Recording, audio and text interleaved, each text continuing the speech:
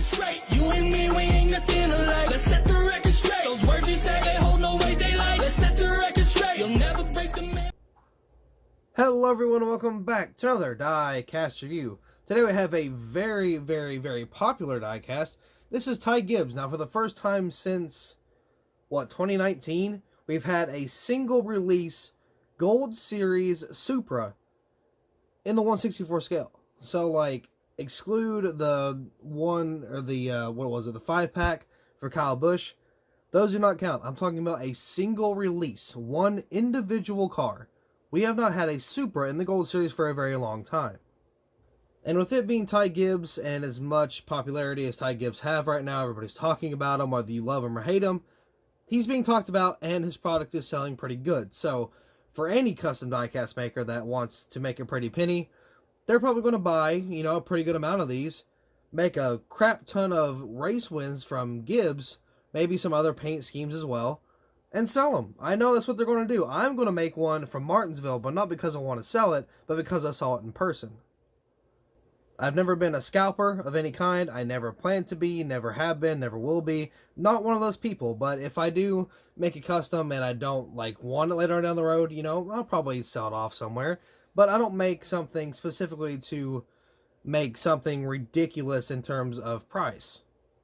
Any custom I make, I try to have it as a reasonable price. I've seen people post like $70 for a custom 164.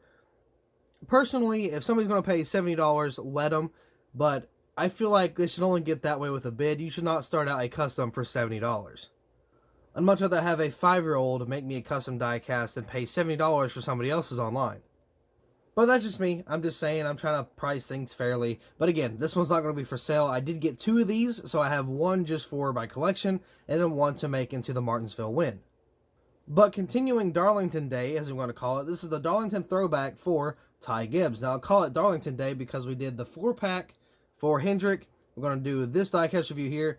Then we're going to review the Joey Logano Darlington win. So it's all throwbacks for today. So we're going to call it Darlington Day or Throwback Day, whatever you want to call it. Nonetheless, this is a very cool paint scheme. I believe this is a throwback to 2002 Labonte. I'm not too sure. I think that's what it's the throwback to.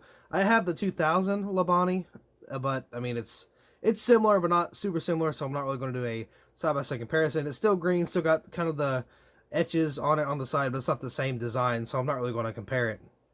Either way, this is a really cool race car, and honestly, if you don't get one now, Ty Gibbs fan or not, I'm sure this thing's going to be pretty rare later on down the road, because again, a lot of people are going to be buying these in bulk, making customs. Of course, it depends on how many they make, but something tells me later on it's going to get pretty rare. But anyway, let's go ahead and get this diecast out of the box and take a close look at what this beautiful diecast has in store for us. Here's the diecast out of the box. I don't think he won on this paint scheme because it was a one-off race. I don't think he won Darlington. I think, was it Gregson that won Darlington? Probably, honestly. But it'd be really cool if Gibbs won Darlington. It would have been a really cool race win to make. But nonetheless, we got a fantastic diecast here. I partially watched Diecastbuffet's video. I didn't get all the way through it. But from what the wise man once said, I believe, again, this is a 2002 Labonte throwback. It may not be Labonte, I'm not too sure. But either way, it's from 02, I know that much. But either way, fantastic Interstate Batteries diecast. He talked about, it being a primary paint scheme. He wouldn't mind it. Personally, I would not either. This thing is fantastic in every way, shape, and form. It's, it's a pretty good car. And also, it's a Supra with Gibbs, in the Gold Series. Can't go wrong with that. Custom makers are going to love this diecast, and personally, I do too, whether you're a custom maker or not. Pretty cool paint scheme. So you got a pretty cool little, paint scheme here for the Darlington race. Really nice scheme, really nice pick, in order to run the scheme. So yeah, pretty cool little diecast once again. I said it before, I'll say it a million times over. This diecast is pretty freaking awesome. So, Interstate Batteries right there on the hood. Got that little square thing in the center there. Got Xfinity Gibbs right there. You got a little bit of, I don't know, it looks like a little bit of, runniness going on the bottom of the banner. Not really too sure what that's about, but, you know what? It is what it is. Got the 54 right there.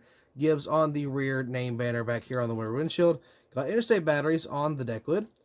Onto the back end here. Let's see, you got the Toyota Interstate Batteries. Kind of ruin it with the very yucky green outline. John 3:16, of course I know that verse. 54, Toyota. Got the taillights back here. Got a little bit of a camera there. Not a little bit, a whole camera there.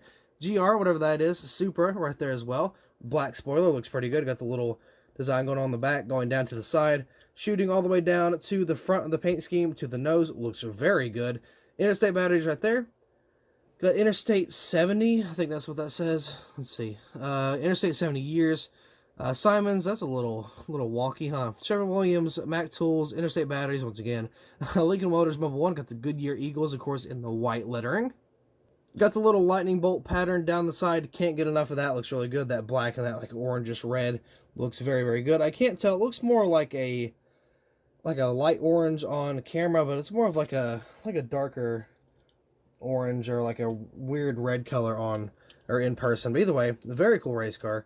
I was on this way, wasn't I? Yes, I was. Let's see. So we got Arrowhead, Xfinity Series in purple, NASCAR Salutes, NASCAR Darlington, that's the throwback logo there. Lincoln Motors Mobile 1, got the Goodyear tire once again. Oh, Goodyear tire's a little wonky, huh?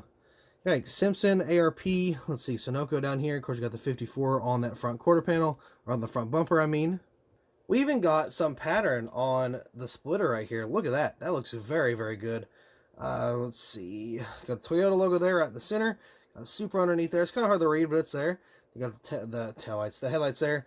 But yeah, very cool race car. I'm very happy to have a Ty Gibbs diecast in the 1/64 scale in the Gold Series for once.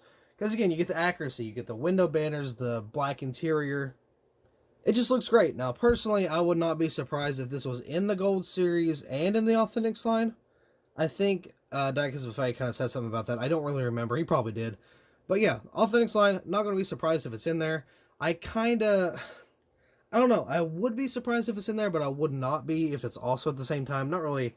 I don't know. It's hard to say that with how these cars are being pushed out so fast. I don't know if they even have a PTC mold for a Supra. I really hope not, but I mean, if it's in one of the waves, hopefully it's not on a PTC. We've talked about that on the channel here. We've talked about what the difference between an EL and PTC mold is. That goes a lot more in detail about, how crap the, molds and bases actually are. Either way, I hope this gets into the Authentics line because that's just more donors we can have. And personally, I don't know about you, but I feel like that packaging, if it was in the Authentics line, would be absolutely incredible. Nonetheless, this is a solid 9.5 out of 10 for the paint scheme.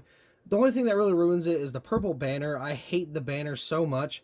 If they would just keep it black during the main season and then turn it purple during the playoffs, okay, that's fine, but it always ruins the paint scheme, because like with this diecast here specifically, or not even the diecast, but the car in general, there's no purple on the car.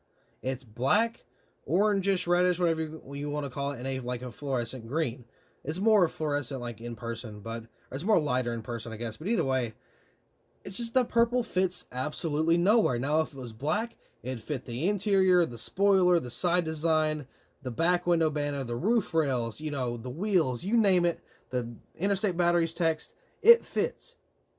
And it would just look so much better, but no, we got this goofy purple freaking banner here. I don't know why they do it. I hope they switch it sometime soon. It just sucks. I mean, it's not very fun to look at. And I went to the Martinsville race, again, I've talked about this before. I went to the Martinsville race in the playoffs last year for, Xfinity and Cup. So, I guess for the Xfinity cars, it's like they run purple all year long.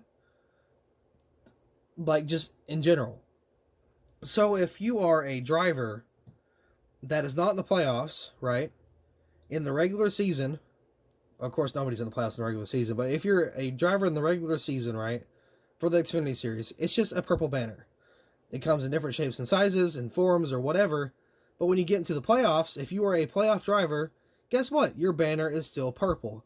But is the rest of the fields purple? No. They're black. Why? Why would you just not do that originally from the get-go? Keep them black until playoff time. Turn them purple. I don't know. I don't mean to rant about it. It's not about the playoff format or the banners on the diecast or the cars. I'm talking about the paint scheme, but I got a little sidetracked. So again, my bad. But either way, fantastic car. Again, easily 9.5. Everything is done really nice. The design is really good. It captures 2002, that paint scheme, so well. I mean, it is just almost just incredibly perfect. Again, that banner kind of screws it up a little bit, but the paint scheme itself, golden. But with that being said, I do believe that will be all for this diecast review, so I apologize for kind of ranting off at the end there. I promise I didn't mean to, just kind of got off track. But either way, thank you all so much for watching. I hope you all enjoyed, and I will see you in the next video.